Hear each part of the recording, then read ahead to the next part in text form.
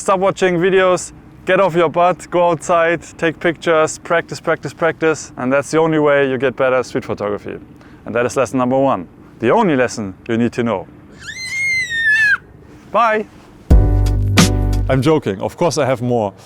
So in this video I want to share my 10-year street photography experience, the lessons I've learned, because this year, or technically it's next year, it marks my 10-year anniversary of doing street photography consciously. And I think there are some lessons that I've learned, or things, wisdom that I acquired that might be helpful for people starting out, but also for people who are starting to lose motivation. So here are my 5 lessons that I learned doing street photography.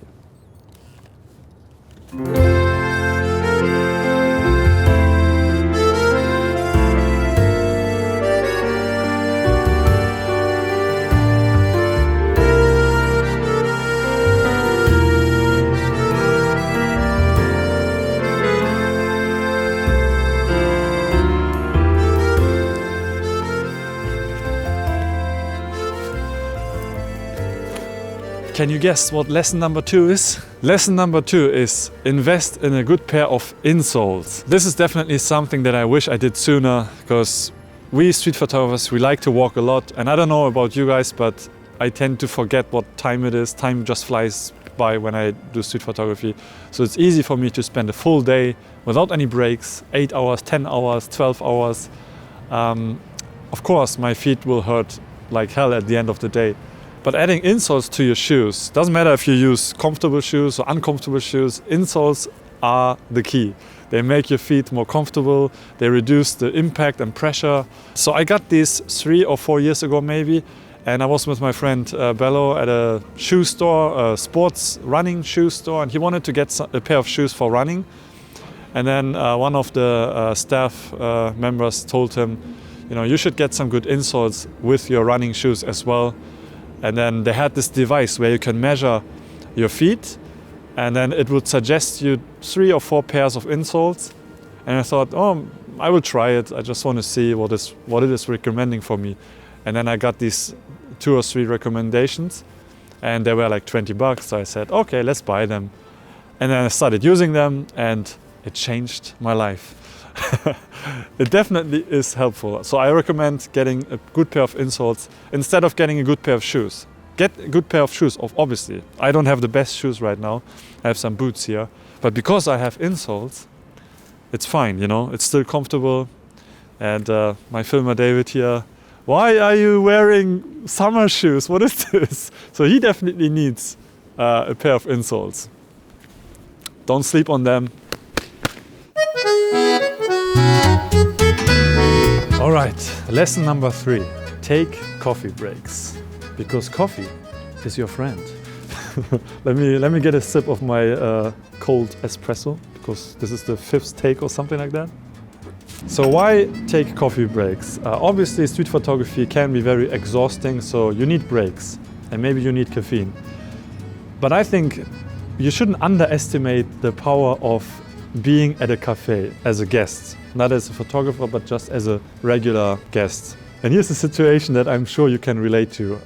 Whenever I pass by a nice looking cafe, I often think, oh, I want to take photographs here. This looks pretty, or it's nice architecture, people sitting in front of the cafe.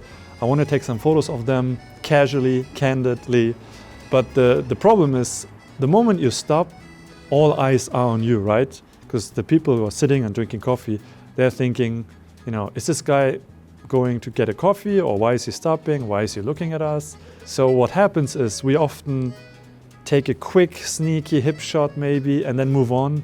And then later we look at the photo and think, yeah, it's not really there yet, but I might still post it because the cafe looks nice. What is better is to just go inside the coffee shop and get a coffee, sit down, and take your time. You don't need to rush. This could be another lesson in itself. Don't rush things, you know. So sit down at a nice cafe, get a coffee, take your time analyzing your situation, and don't focus too much on getting a good shot. Just enjoy being with other people. Now, it is winter here in Hamburg right now, so we are the only ones sitting outside. but in the summer this is usually full of people. By being a guest at a coffee shop, it gives you permission to walk around the coffee shop or go inside, go to the bathroom, you know.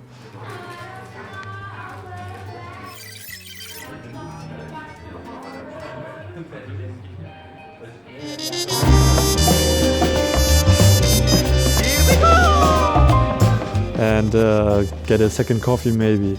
And then while you're doing that, you can take your camera with you and take photos inside, looking out, which gives you a different perspective and also gives you a perspective of the normal citizen of a city instead of just walking outside and taking a photo as an outsider. You want to be an insider, you know, you want to be part of city life, and what better place than a coffee shop. So whenever I'm in a new city, I like to visit multiple coffee shops and just sit down, relax, enjoy the atmosphere, get to know the rhythm of a city, how people interact with each other. And this can also work when you're with your family, your partner, your husband, wife, whatever. Because I know you can relate when you are with someone else who isn't into photography. It can be hard to focus on street photography, and you should not focus too much on photography. You know, when you're with your family, be with your family. But when I'm in a coffee shop with my wife and my husband, I mean, when I'm in the coffee shop with my wife and my husband, no, with my wife and my son, then, you know, once my wife has her coffee and my son is eating something, that's when I get up and take a few rounds in the coffee shop, get my Ricoh and take some photos, and then come back to my family and enjoy family time. So this is a good tip when you are with your family, how you can still take some photos that might end up in your portfolio. I got a few photos that I really like because I sat down at a coffee shop and not just passed by it, you know. Coffee is great. Anyways, to the next lesson.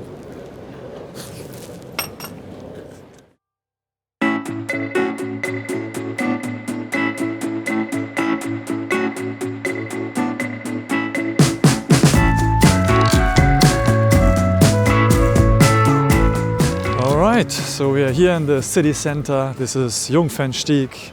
This is near the river, Alster River. So anyways, this is lesson number 4. You know how everyone says smile when you do street photography, because a smile can de-escalate a situation, a confrontation, and it definitely helps. Personally, I smile a lot when I take photos, especially when people notice me, because it creates a friendly atmosphere. But what I want to talk about is one step further than smiling. Because you can use a smile as a tool and it might not come off genuinely enough if you use it as a technique. So I think what's better is to overall work on a better outlook on life, a positive attitude. What helps me a lot is just realize that I have a privilege. This is a privilege. Being out on the street doing street photography is a privilege. And it is a gift that we can give to society, taking photos, preserving history, our story, with the point of view of a citizen of a city. So to me, thinking about that, making sure I don't forget that, makes me happy, makes me appreciate life in general, street photography, and it keeps me positive. And I think someone who's positive will definitely make better street photos, because if you are in the city and you're only focusing on your subjects and images and you're always looking, and I see this in my colleagues and other street photographers, they look very serious. And I'm sure normal people will sense that something is off, something is going on with this person, because we almost look like we are hunting, you know, which we are, but I think it's better to relax a little, be open for whatever might happen, and even engage a little bit in the activities on the street. Like we have a Christmas market going on, you know, I should hang out there, drink something, have a good time, and then take photos on the side.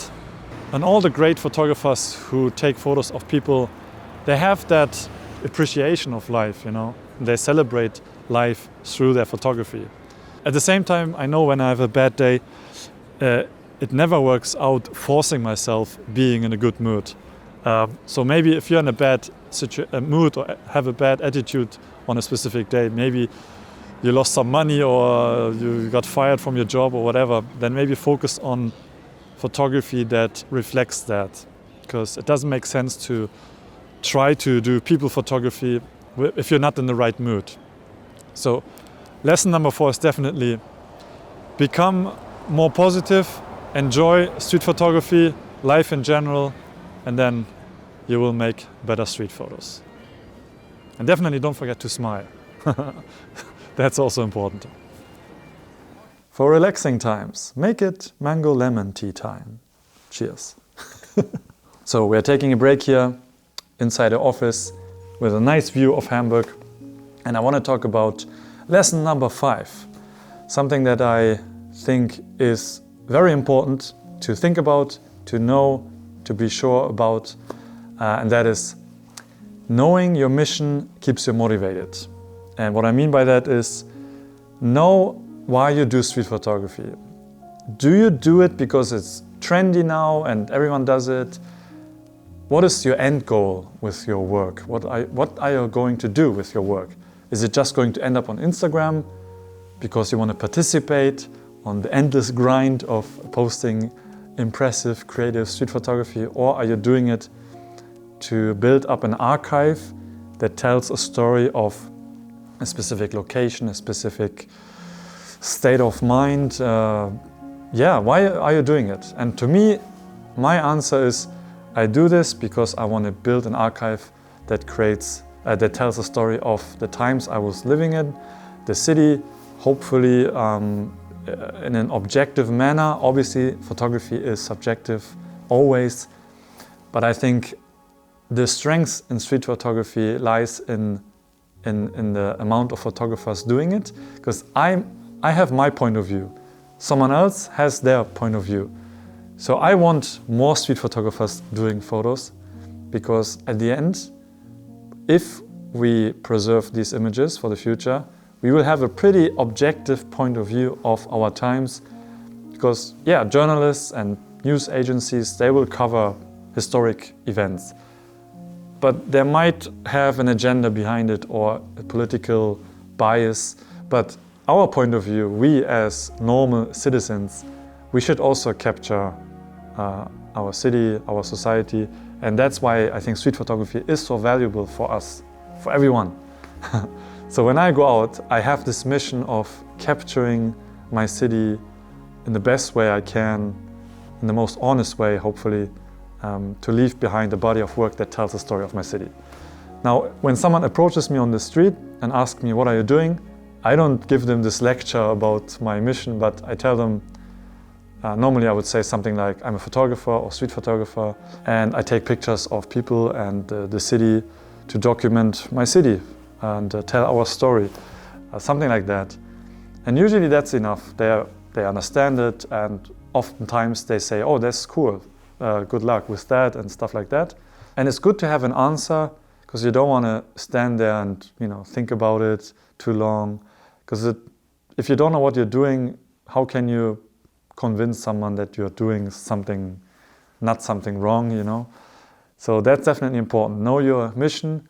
And for me, it also motivates me. If I know my mission, it keeps me going. And that's why I think I'm still doing it after 10 years, which, if you look at it, 10 years is not a long time. I'm just starting out. My images will become more valuable or important, maybe, I don't know, this is, I'm hoping for it, in the future, maybe in 20 years, maybe in 30 years. So I'm just starting.